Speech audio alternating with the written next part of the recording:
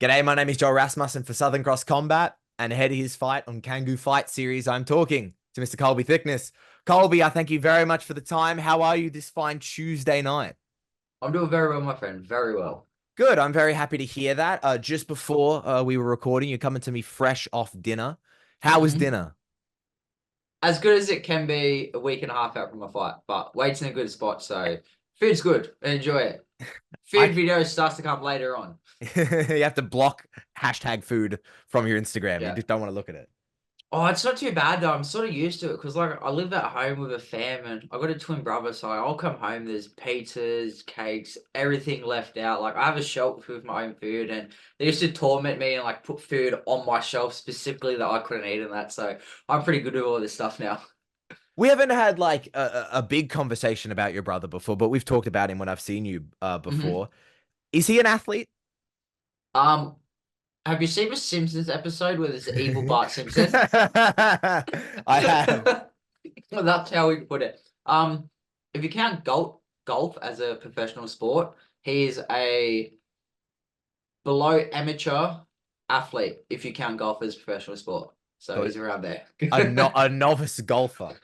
Oh, probably a bit below novice, I reckon. Oh my I've played God. with him, and he's nothing impressive. But he's dedicated though, so I'll give him that. That's half of success is showing up. Yeah, exactly. Is there a lot of golf courses in Windang? Yeah, man, there's a driving range probably 500 meters up from a gym, and then you got a proper golf course.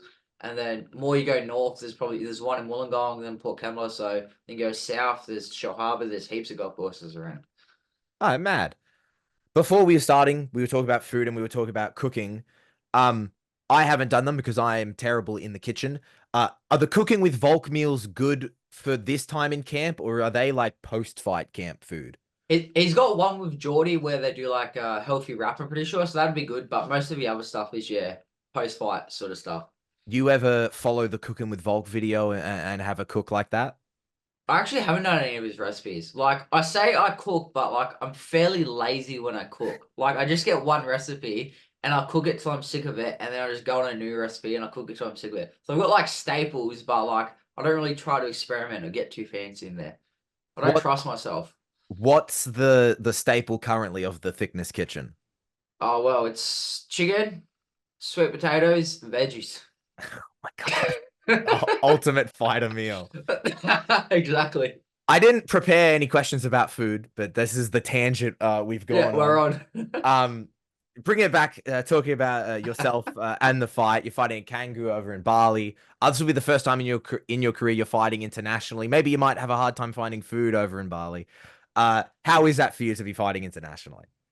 I'm very excited because my first international trip was when I was 19. I went over to Thailand by myself. I was fortunate enough that Tara and Steven from a gym, they sort of bought me like a accommodation and training package for Tiger.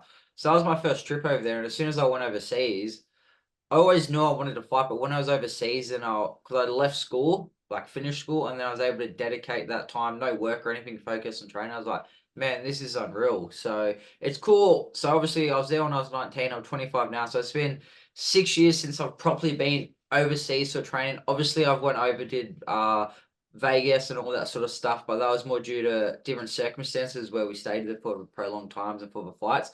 But to go overseas just with a goal of getting a fight we can get in a fight, like I'm very excited for it. You kind of mentioned it there. You've been to Vegas before, cornering people, tough, thus and thus. Have you been to Bali before, just in general? Nah, nah, believe it or not, I look like the poster kid who would love a Bali trip, but I have not been to Bali. I was gonna say, I think I remember talking to you, and you said I'm the only guy who hasn't been to Bali. I Yeah. know your teammates have, based on that conversation that we had. Have they given you any tips while you're over in Bali? A few of them told me like to go to this special massage place, but I don't know if I do that before the fight. That might be afterwards. Any reason why a specific massage place? Nah, I'm sure you can put two and two together. Depends how the fight goes, I suppose. Yeah, exactly. The last talking, referencing the conversation we had, the last time I saw you, you were in Melbourne. You were down my neck of the woods. For Yeah. Hex 31. And something super, from my perspective, super unique happened where you cornered Trent Girdham alongside Michael Stanoff from Lions Den Mhm. and Raja Shippen from Absolute MMA.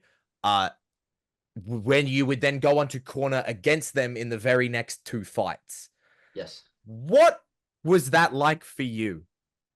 Well, obviously beforehand, I knew that that was going to be the situation going on, and the boys were cool with it. So Jarrett and Justin, and then I just had to put my focus and energy into helping Trent for his prep sort of thing. So I met Trent actually over when I was in Thailand. So it was like, yeah, we got on straight away from the get go. So I've known him for a fair few years now, and he just asked if I'd corner him alongside Michael and Raja. And then, to be honest, man, like, I don't know, it's not too complicated of a thing. I just sort of gave what I wanted Trent to do on the ground, warmed him up and everything like that. Raja sort of did the striking aspect, and then Stanoff just sort of gave his 2 cents here and there sort of thing. And like Trent dominated that fight, so it wasn't too much, but I did make a joke to Raja that I'm like, I guess I'll just see him on the other side now because yeah, Jarrett and Sam were obviously up next. Well, that's the thing. Obviously, everyone in this sport mostly is very professional. I didn't Mhm. expect necessarily you guys out the back, everyone was civil. I didn't expect there to be a war. But yeah, like, how is that where you're like, hey guys, we're friends for this one, but literally next I will be trying to have my guy take your guy's head off. Yeah, I think it's cool. Like at the end of the day, it's a unique experience, but there's not like too much I'm gonna learn or be able to like, oh, because we're all at the end of the day, we're just focusing on Trent to get him prepped for his fight. So it's just yeah, what mates do sort of thing. So yeah, I wish there might have been a little bit further of a gap between the fights, so I could have actually warmed Trent up correctly how I did, then corner him, then come back and be able to work with Jarrett and Justin. That was the only thing which sort of was a bit. I wish I could have changed that if they put him earlier, so I could still warm up my boys. But at the end of the day, it just is what it is. Talking about Jarrett, I don't remember if I asked him about this when I spoke to him. But if you look through the tapology, you guys were once booked to fight each other. We were. Obviously, you get along now. Uh, how is like that transformation of like that guy was going to be my opponent one day, and now we're training partners, and I'm cornering him. Believe it or not, Lockjaw actually did a decent thing by giving me a concussion. Because if he didn't give me a concussion fight week, me and Jarrett would have fought, and this whole new avenue or path that us three are all down on wouldn't have happened. So yeah, as much as he should have realized that I was meant to attack and he was meant to offend and not the other way around, and he head clashed me, it's all good. Water under a duck's under the bridge sort of thing now. But yeah, so we were meant to fight, and then yeah, I had that head clash fight where he got a concussion and couldn't fight, and then but me and Jarrett, we knew each other from I'm trying to think, I would have been maybe 14 or 15 when he was coming up from Nowra, so about 45 minutes south from where the gym is. He was coming up to train with us and then we were sparring, grappling, everything like that. And then at the end, when that fight got sort of put forward to me, I was like, I'll fight him purely because there was nobody else in bantamweights who wanted to fight. I think it was yeah, just after COVID, so everything was hit and miss, and I was just trying to get fights up. So it's just one of them things like, well, mates before it, we're gonna fight, we're gonna be mates after it. Obviously, I'm very grateful for how the whole situation played out. So now have him of a training partner, teammate, everything like that. It's yeah, it's obviously you couldn't short term see it when the concussion and that happens, but that actually happening has been a blessing in disguise for my career. How was Justin's head after the head clash? Well, funny enough, he actually went to hospital to get stitches because he's a pussy, and I finished training. Nah, but then so I finished because I got hit on the side of my head, and I remember having like blurry vision the whole time, and I'm like, I was just because I got hit near my eye vision's blurry. Then I went and I drove to the supplement shop to get some stuff for fight week, and I ended up driving home, and I got like real nauseous and like lots of anxiety. And I got in my car and I just started like violently throwing up everywhere. And I was like, this is probably not good. I should probably go to hospital. The fight game's an interesting thing because that's kind Yes. of it's a little bit of the currency is concussion sometimes is what you deal Hmm. in. Uh, how many not to take a dark turn, but how many Yeah. times do you think you've been concussed in your career? If that was a foreign feeling at that point, Yeah. Zero. since Never then, get hit. No, no, so no. I've got a few. No, zero. No, I've got a few. Probably. one, two, three, four, probably 4 or 5. So first was an amateur fight against Sam. I got concussed in that. And then I had a little one in training, which is funny enough, I was meant to originally fight Michael Manu down in Melbourne on a turn of that whole card got cancelled.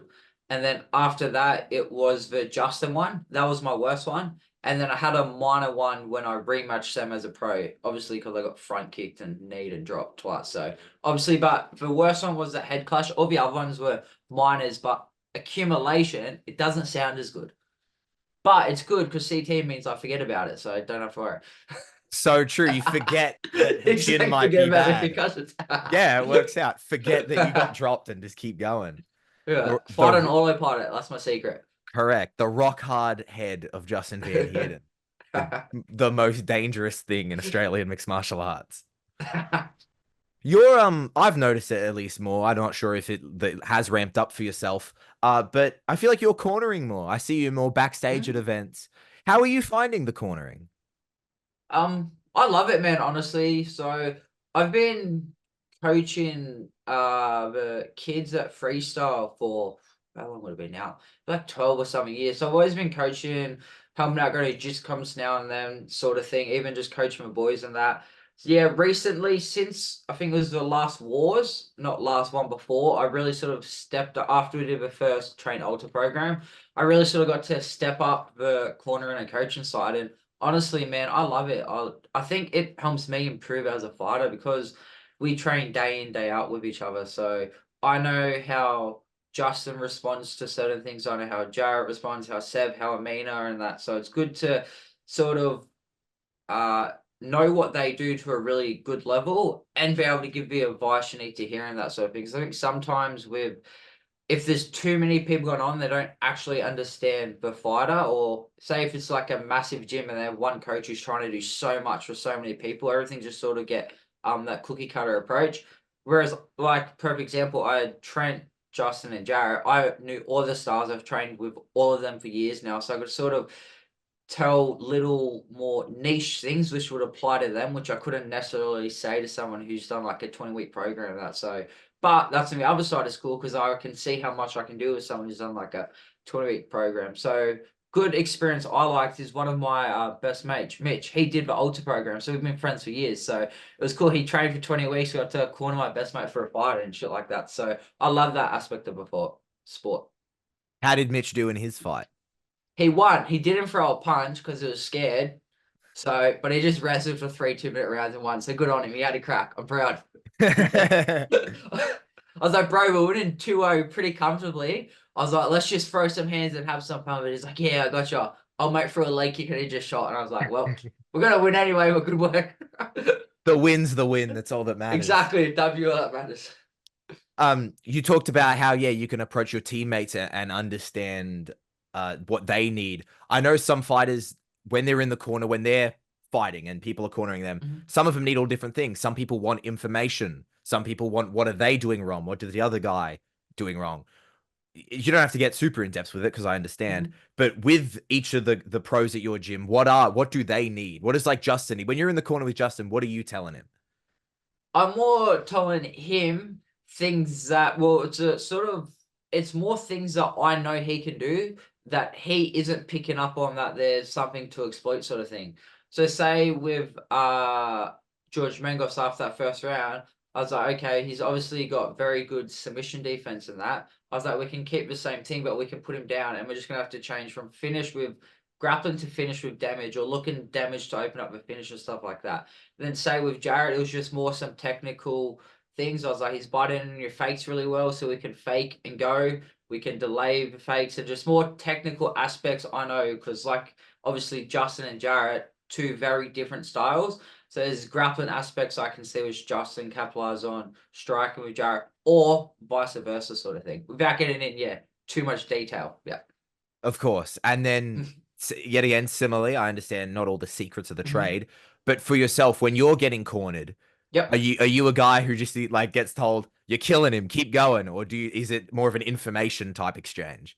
Yeah, no, I'll always get the water, get a couple deep breaths, and then I'll just first thing I say is like, what do I need to do more of? And they'll tell me what I need to do more of, and I'm like, all right, sweet. and then I'll try to get what I need to do more of, and then I'll be like, what is something they're doing really good on. So say with that money fight, my last fight, I sat down and I just said, what do I need more of? They're like, just give more forward pressure and try to push him up against cage a little more. Like, because I'd sort of in that first round, I'd push, he would hold it, and I'd sort of back off.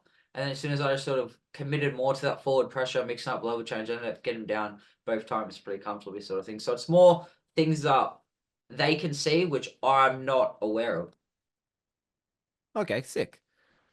So this interview is brought to the lovely people at home by PRP Global. You're wearing a Mhm. lovely PRP hoodie, I believe. Repping Correct. it. I've interviewed a few of your teammates, fellow PRP athletes. When I asked them how they got involved, it all stems to you. It's Yes. all the guys knew Colby, and then through that. So how did Yeah. you become involved with PRP Global? So it was at the after party when Bulk fought Islam over in Perth, which is funny enough because Ryan and Pat, they're both like based up in Cairns with their separate businesses. So Pat does the account, he has accounting firms and everything like that. And then Ryan has Rapid Building. So I actually just ran into them at the after party, and I'm always consider myself like a nice, approachable, friendly person. So they came up and they just had a chat. And we probably yarned for a good 15, 20 minutes. And that was the end of it, sort of thing. And then I fought, I think 2 weeks later, I fought Barber. And then Ryan just dropped me a message saying, hey, bro, met you in Perth. Super impressed with your fight. Hit me off if you want to talk sponsorships. And they originally sponsored me through Rapid Building, which is obviously building approval based company. However, they made the shift to PRP because obviously I'm not going to get many people to buy rapid building approvals. Like, I'm not the guy for that. We can all admit it. Like, especially up in Cairns, I don't have much going on up that way. You never know, but at this point in time, there's not much going on.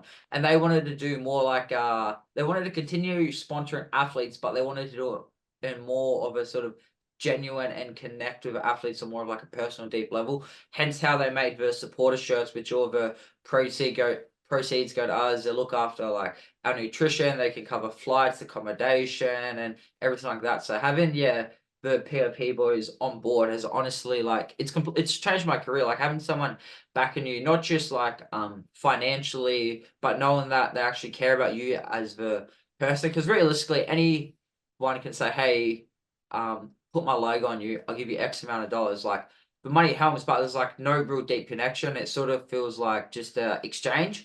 Whereas these guys, they actually care about you, and that's what I want to do with. I want to do with like people who are genuine, have my best interests at heart. Then I can sort of put their brand and their product at the forefront, knowing that I truly back the brand, but not only that, I back the people behind it as well. When you met them at that party, did they know that you were training at freestyle? Did they know you were a fighter? Yep, yep, yep. To be honest, man, like it was however long that and there was so much going on. So I don't remember specifically like the whole conversation, but they knew I was a fighter and they were like following my career and that. Funny enough, at that party, I had like 4 or 5 people um come up to and quote the stick to jiu-jitsu cunt Craig Jones. So I think even they said that one to me because people loved that one. So that's still the only thing I've ever got over Craig. So I'm never gonna let him live that down.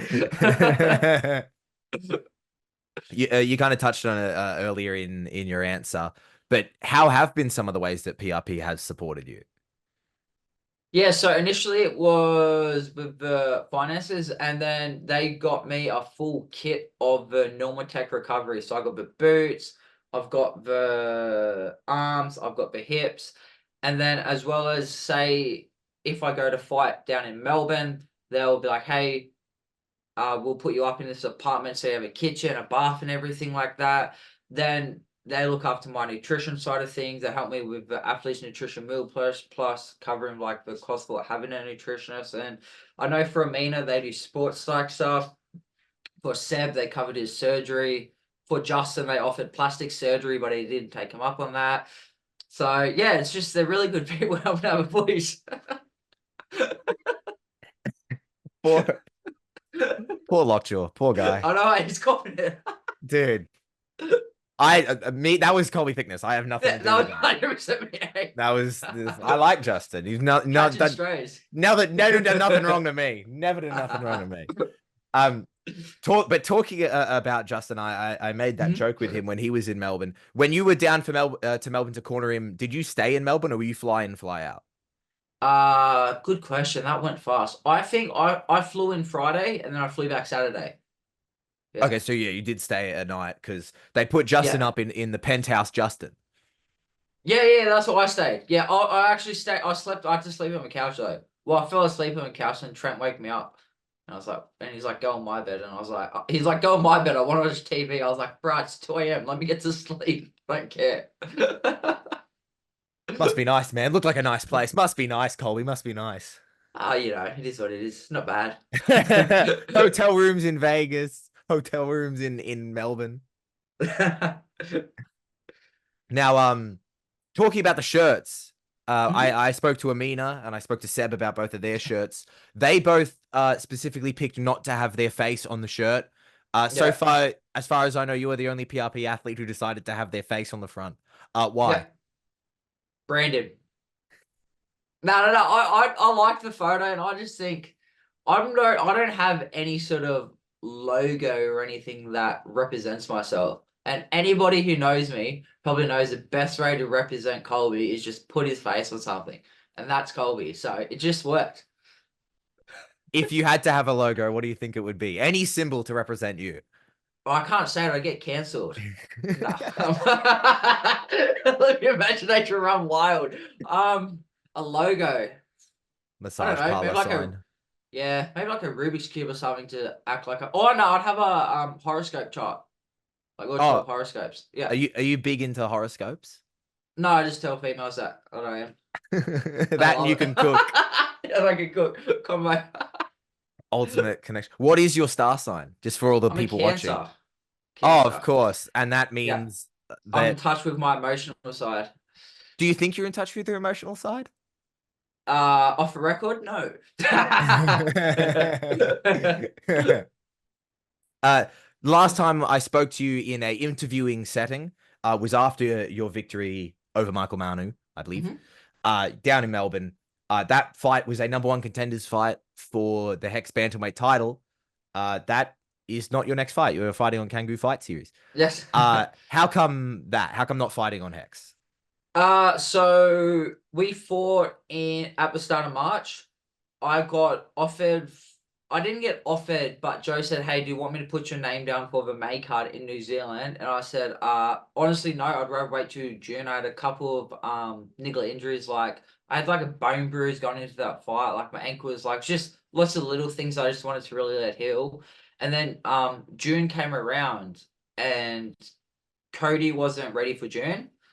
And then after, yeah, they couldn't find any bantamweights for me in June. So like, all right, then don't know when it was announced, but I've had a good bit of notice for this. Even though it only recently got announced, this has been locked in for a fair while now. This actual fight, it's probably like 8 weeks or something. It's been known for. And then Joe offered, hey, do you just want to go over and fight in Bali? They guaranteed you. They said they'll get you in a case of someone. So I was like, for sure. I just want to fight. Get me a fight at this point in time. And then obviously it came out fair play to Cody. He got signed on Dana White Contender Series, and realistically, the level he's at, I'm expecting him to go in there and pretty much put a show on and put out whoever's in front of him and probably get signed. To be honest, is I think he's at that level. So I'm not sure what they're gonna do with the title and everything like that. But honestly, like belts and that are cool, but I don't care that much about it. I think a belt's cool because it means people want to fight you. But besides the fact, like I just put it downstairs or I'll give one to my nan or something like that. Like it doesn't like it's cool, but I just like the fact it makes people fight you. It doesn't it represents like yeah, that's what I mean. Like yeah, belt's a belt. When you had heard that Cody Haddon fight was gone since he was going to Mhm. Dana White's Contender Series, what was your like immediate reaction? I was stoked for the guy, man. Like, I was gonna call him a kid, but he's older than me. I have that bad habit that I call people kids, and they're like 40. It does not work. But no, I was stoked for him. I think any Aussie up and comer who can get on the contender series is it's honestly the best thing for the sport. It's what all of us are striving for. We want to get to the big promotions and put on a show. So yeah, I don't believe in like that crabs in a bucket mentality or anything like that. I think the more guys we can get onto the international level and showcase the skill of the small talent pool we have here in Australia is better for everyone involved. I know you just mentioned before that titles aren't necessarily the big worry for you. You like what they can Mhm. bring, but it's not the end all or be all for Yeah. yourself. That being said, if you go over to Canggu, you get the victory, and you come back and they offer you a title fight for a vacant title, is there anyone in particular you would like to stand across from and fight for that title? Um, Nah, man, I don't care. I don't even know who's sort of active in this division. It's hard because obviously Rod's fighting Justin, and then Aaron and Cody are both signed on contender. So besides that, I think you would say maybe the other best guy is Manu, who's I've already beat. Barber's been in between, but he's obviously committed to featherweight. So there's nobody sort of else out there who has that sort of high, like up there alongside me, if that makes sense. So I think I always thought that me, Rod, Aaron, and Cody were all sort of the four guys who would eventually will fight off to get there. Obviously, it hasn't played out like that. It's just is what it is, sort of thing. So I'm not necessarily sure. I guess I could go through Tapology and have a look, but nobody off the top of my head sort of screams like they're worthy for a title shot. Do you feel then maybe international fights are kind of what will be in the immediate future for you? I think so, or they might fly me in an international opponent sort of thing. Like I said, I'm not too worried about what's to come. I'm always like it's good to always be focused on what's in front of you, which I am sort of thing. But yeah, since them two got signed, Rod's fighting Justin, I haven't really thought too much about what's next. I'm assuming doesn't matter because I can always go and just find a fight somewhere. It's like people do want to fight. It just depends who they put in front of you. Your upcoming opponent is Jaka Maruba Niahabao. Um, when you get offered, hey, we can fight your first fight internationally. We've got someone for you. Do you know much about the opponent before you sign? Well, they send me a name and a topology, but I say yes and then I look. So I always just say yes and then yeah, because we actually got offered a few people. We went through a couple of opponents for this fight, just for people saying no and stuff like that. And then it was funny, Joe said stuff a name to me and I was like, yes, he's like, I haven't even like told you like you haven't even looked at it. It's just like it was at the end of sparring and I was like, oh, I'll fight this guy. And Kasib said he'll fight him. He's like, how about we discuss this on Monday after you actually look at them? And I was like, yeah, fair. But no, I don't care. I just see a name and I just say yes at this point. Since then, have you done any research on the man? Yeah, obviously I have. Yeah, I watched a couple of his fights and stuff like that. But yeah, I'm not too big into oh, I'm gonna write down what he does, what he opens with a jab, then he likes this. Like, I'm not too big into that. I'll watch his fights a couple of times, see a couple of tendencies and that, but at the end of the day, I'm gonna go out, fight my fight, and me fighting my fight is gonna make him fight my fight, which is gonna give me the advantage. So yeah, I'd watch tape to get enough, but I'm not somebody who does like a really super deep dive. Like I can see the benefits of that for some type of people, but for me, I'm not that type of person. Otherwise, I'll get too in my own head about it where I just need to focus on what I'm going to do out there. From what you have seen of him, what are your thoughts on him as an opponent? He's game, and he's tough, and he's going to come out, he's going to swing, and he's going to try to take my head off on everything I throw. So he's going to come forward, he's going to try to chop my leg, and he's going to try and either throw a big overhand right or a big left hook after it, try and yeah, put me out. I'm not fully sure if Canggu Fight Series have sorted out their broadcasting yet. Will you go live on the Colby Thickness Instagram so people can watch the fight? We've had this discussion, you know I am. It is the plan, yes, exactly right. So you will not be able to watch the fight live stream. However, even better, you don't have to pay for it. You can watch it on my Instagram. So it's a win-win. That's perfect. Who in the audience will be holding the phone during the Whoever I live give stream? enough money to, I think. As long as I just don't run off with my phone. Who's in the corner for you for this fight? um, I think just Joe. Well, Bring an extra guy to Kasib's, hold the yeah, phone. Kasib's fighting before me, so I assume he'll corner me too. So I must get him to, shout out a couple of jabs and then film me too, vice versa. Switch for each other. That would be incredible. Will Running you commentary. please? If for Kasib's fight, will you be live on your account or on his account? No, he will go through his account. he can get Yeah, the yeah, views. yeah, exactly right. Yeah, bump the algorithm up a little bit. It's all a game. It's all marketing. Yeah. Talking about marketing. Wow, beautiful transition there. Didn't even plan it. Smooth. You are with a new management company that has just started. Yes, I am. So, how did that come to be? Who's involved with that? Yeah. So shout out Big Dog Tara Long and Bigger Dog Joe Lopez. So we've always been under the Insight management team, obviously because they look after our fights and everything like that. But it's just Tara's. I just got told low battery, please charge. Don't worry about it. I'll start yelling. No, but yeah, so Tara and that they just stepped over, they're just taking a bigger role, this sort of thing. So pretty much it's always been going on behind the scenes, but they've just made the account just so they can honestly just help us and get us more exposure because a lot of us are on the cusp of cracking into a big show, whether that's your PFLs, your one, your UFCs. So having that sort of official management brand behind you just makes it all look that little bit more official. So yeah, I'm super grateful to have Joe and Tara looking after me in that aspect. I want to, if I can, I would like to ask you about Tara Long. Because Hmm. as someone who considers myself kind of in the business, I see her name pop up heaps and heaps with freestyle, but not necessarily, someone who just knows Volk might not necessarily know her. Kind Yep. of, who is Tara Long? She kind of, to me, kind of seems like a little bit like the unsung hero of freestyle. She's a lady from the gym.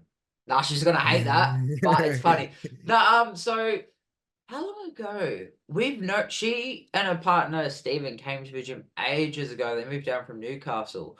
And then they were just training and we just really hit it off sort of thing. Then she started to get more involved in the kids' classes, the office side of things. And then, like I said, her and Stephen, yeah, pretty much it bought me that first trip to Thailand. And we just had that really sort of close-knit relationship with them. I look at them like Stephen, that like big brother, big sister sort of thing. They've always got my best interests at heart. And I think just slowly over time that relationship has just deepened where, yeah, like besties sort of thing. So it's just cool to have that as well as sort of that management figure because you can have these bigger management people who can promise you all these things in that, but all you're doing is texting a person over the phone. Whereas I'll see Tara like 2, 3 times a day, 6 days a week sort of thing. So I'm much like I said with the PRP brand, the same thing with this management brand. I much rather have that connection with the people I'm involved with than sort of just outsourcing myself for whoever I think can get me the best thing in the short term, but it might be detrimental to me long term. Mentioned there, she's involved with the kids' classes. We were talking about coaching earlier. You're a man who coaches both adults and children. Yep. How are the differences? Um, oh God, I'm gonna have to word this very carefully. Give me time to think. Nah, nah. So, I enjoy the kids. The thing about the kids is I, it's a test of your patience, obviously, but some of the like funniest and like happiest, most joyful like experience I've had have been like actually teaching the kids like at the end of the day, they're all young, so some of the things they come out with and say is just hilarious. And then that's one aspect I like. And the other aspect I like is there's these good examples. There's two kids, Jake and Zach. Jake doesn't really train anymore, but Zach's got his jiu-jitsu blue belt now. He's through Joe's like warrior program, which I teach. He's got his black belt and everything like that. But honestly, man, I remember when them two kids started training 8, 9 years ago, and it was. I remember I was doing a drill down the hall, and I raised my voice, not in like a mean way, just to explain it to everybody involved, and they like broke down and started crying, sort of thing. And I say that now because now Zach's like 5 kilos bigger than me, jacked and is like the man sort of thing. I'm like, bro, like, and I still tell him, I was like, bro, I remember like when you were this big and like you'd break down if we raised our voice. So I love that aspect. You can sort of really see like kids who sort of are like, it sounds weird, but they're almost like a shell of themselves. But with that martial arts, it gives them that confidence. So it can really come through and you really get like that best version of themselves. And obviously there's been plenty of times where I've had kids tell me like how this trainer has helped them against bully, give them confidence and that. So for the kids aspect, that's my favorite part is I'll go in, I'll teach for techniques and that, but it's not necessarily I'm trying to make this kid the best fighter in the world. I'm just trying to make sure this kid can have that confidence and sort of, if worst case scenario is in the schoolyard, out of the streets, he's know how to handle himself. Whereas with the adults, that's when if I do help out with the classes, or I'm coaching like beginning programs and that, it is serious. This is, hey, you're getting ready for a fight. It can be fun and games now and then, but it's serious. I really need to know what we're doing because you can get, there's like serious repercussions. Like, perfect example is that Wollongong Wars fucking horror show we had where we had a brutal knockout. The other boy I cornered, poor Chad, he got kicked straight at the start. He got his elbow bone sort of broken off, so he had plates in a rod. Then we had obviously worst injury I've ever seen in my life, like the complete elbow dislocation for poor Christian. And it's just that people got to realize, like, training for a fight can be fun, but at the end of the day, it's another human out there just trying to take your head off of 100%. And that's the sort of difference I just try to tell the people I do with like the kids. I'm like, hey, we can have fun, it's more safe and that. Wherever adults, we can still do this, but we've got to be aware if we're training for a fight, we do have to take this seriously. Talking about like the Warrior program, Mm-hmm. what age did you come to freestyle? So I started wrestling when I was 6, and then I was training on and off for freestyle. Like maybe I'd go once a month now and then. My twin actually got his yellow belt before me when he was about 11. So I went over when I was about 12, I think, 12, 13. Yeah, so what's that? Like, God, I'm not good at math. Like 13 years now? Yeah, 12, 13 years now. When you first got to freestyle, you talked about, some kids are shy and all that. Were you ever a shy kid like that? Mate, have I showed you the photos of me? There's No. a certain word we put before Colby, which I can't say, but it rhymes. No, I can't even do that. It'll get me in trouble. But let's just say if I pulled up a photo off my phone, you're going to be like, oh my God, what is this sick child doing? Like, to paint the picture, bro, I was pasty white, haven't seen sun since I came out of the womb. I had a skinhead, and I was about 40 kilos dropping wet. And all I did was pretty much play League of Legends. So I was that kid who was like very little self-confidence and all that sort of thing. So that was definitely, I was not the 13-year-old who walked in and thought it was a man. I'm like, oh, I'm great at this. It was the polar opposite. To then now be coaching kids who may be in that similar Mhm. situation. How is that for you? It's good because well, even now, just because I've seen it with kids, I know the results that they can have. And even if it's not with fighting, I honestly think the best thing anyone's, how's this? I'm 25 trying to give people advice what to do, give them advice what to do to their kids. But honestly, man, like the best thing I think you do is put them in some sort of athletic endeavor where they have to challenge themselves daily and just get used to facing that adversity. Because I think, like, without getting too deep, like life's too comfortable these days, which isn't a bad thing. Like, it's a blessing to have. Like, best time to ever be alive is right now. But if you want to get somewhere and you want to sort of make something of yourself, I do believe you have to find that adversity. And I think for me personally, obviously I'm going to be biased. Martial arts is that for me. But if you can find anything, you might go lift weights, you might start running, you might join a sports team. I think anything where you can physically challenge yourself, but also have that mental aspect as well, as where once the going gets tough, you're able to push through. I think that's yeah, truly invaluable to kids. Now that we've talked about the benefits of martial arts and inspiring the youth, I'm now going to ask this question. It is a bit of a fighting cliche question to ask a fighter. How many Mhm. kids of X age could you fight at Oh, once? okay, no. Let's get into this. How big of a field are were we talking? Like a small hallway, footy field, or what? Like, what's the venue? Well, that wasn't going to be the question, but we'll say Oh, basketball court. No, we'll do it first, and then I'll ask the okay, actual question. We'll say yeah. basketball court. And we'll say they're 8. The eight bas. He's an 8-year-old kid. Basketball court 8. Can I use the stands? Uh, yes, but they're not. There's not lots of stands. It's like maybe Okay, 2 or 3 seats. I reckon mid triple digits. I would smite because the thing is I know what 8-year-olds are like. If I drop 5 8-year-olds in a row, it's not like they're gonna be like, oh, get him. They're gonna leg it. They're gonna be terrified. So you only have to pick out like a couple tough looking 8-year-olds. Drop like the 48 laws of power. Strike for Shepherd and the sheep will scatter. Exact same thing. Find a couple of 8-year-old groupie leaders, deck them, and then you're set. Next question.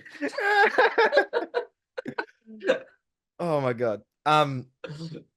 those who pay attention to the freestyle MMA Instagram Mhm. will see that you coach the kids' BJJ class, and you did experience that. Where I saw a video of you, it was a little bit a while ago now, where you were blindfolded and the kids were Oh yeah, attacking yeah, you. yeah, yeah, yeah. How did that? Now that we've discussed it, how did that Yeah. fight go, and how did you go blindfolded as the children attacked you? So the age range was probably from 8 to 13. I had my eyes closed, my hands behind my head, and they still couldn't get me down. So that's another win. I'm pretty sure I'm still undefeated with that. So I said I reckon a high triple digits now after recounting that event. I'm even more confident. Like if I can do that with hands behind my head and eyes closed, mate. If I've got an able body and I'm throwing kicks, knees, and elbows, yeah, kids are getting splattered. In that event, I'm assuming it was a purely defense game. Yeah, exactly. Yeah, I'm too dangerous to let my offense go against them. You Even weren't. if they sign a waiver, it's just not. Yeah, it would be frowned upon. The signature doesn't hold up in court. Yeah, exactly. And not to completely now change gears even more Yeah, so. I like this. The first time you and I spoke to each other in an interviewing setting, I was at the gym. We talked about Mhm. meditation. We talked about journaling. Um, I might be projecting this crazy. You posted a very nice photo of a dock and the sunset today on your Instagram. Yes. I see that sometime, like multiple times on your social media. Yeah. What is that space to you? Is that a place that you go to meditate? Yeah. So that spot is 5 minutes down from where I live. So I think what that spot represents to me is obviously throughout my career so far, there's been a lot of adversity and just setbacks and stuff like that. And I'm not somebody who, it's not that I don't cope well with it, it's just I need to be in the right situation, right environment, and right headspace to sort of deal and process with things as they come, as everybody needs to find. So for some people that can be, for me, honestly, it's training. But the problem is with someone like me, when training gets taken away, it's like, what do I do now? So I sort of associate that spot there as just like my sort of grounding zone. So I just go there. I'd honestly probably go there once or even twice a day, sort of things. Just depends on the weather and stuff like that. But it's just beautiful, man. Like you got pristine water, you got either sunrise or sunset, you got the escarpment to look out on. There's very little people there. There's birds, there's nature. It's pretty much like as cliche as they say, it's like the perfect sort of spot to just zone in, ground yourself, and connect. And I think it was in Ego is the Enemy by Ryan Holidays. He has a really good chapter and it's called Meditate on the Immensity. And all that means is to me is every time I go to that lake is I can just sort of look around at my surroundings and it makes me realize like realistically how insignificant all my problems are. Like I can look over here and see a small suburb and not a single person over there even knows who I am, knows what I'm going through. Same thing over here and that. So I always think that all my problems are only as big as you make them up in your head. So going to that spot there, it just sort of really grounds me and just really sort of lets me reset myself. So I've almost just created that habit now. And then obviously it's just a beautiful spot. So yeah, I guess there is something there. I really appreciate your openness talking about it. I know meditation is an incredibly, personal thing. Mm-hmm. And you've kind of touched on it there. But for you, whether it literally be that space or meditation, is when you're in that state, you're meditating, are you thinking about the fight, or is meditation something you do to kind of switch off from fighting? No, so it'll be a mixture of both. So sometimes I will go down there if I want to focus on the fight and I'll just, yeah, sit down 20 minutes and I'm just running through scenarios in my head. Or if there's other times where it's like, I might have a shit sparring session, just nothing goes my way. And if I go home and just angry pantsing around and I'll just, exactly that, I'll go down, I'll go sit on the jetty, dangle my legs over water and be like, mate, it's been like, you had 5 bad rounds. Get over it. You've trained X amount of hours this week. You're gonna be training again in 48 hours anyway. It's just that, like I say, it's just that good reset. So I can use it for both scenarios. Colby, I thank you so much for the time. It is currently Tuesday. You fight in Next about Sunday. next Sunday. Hmm. Uh, between now and then, before you leave for Bali, what's kind of on the cards for you?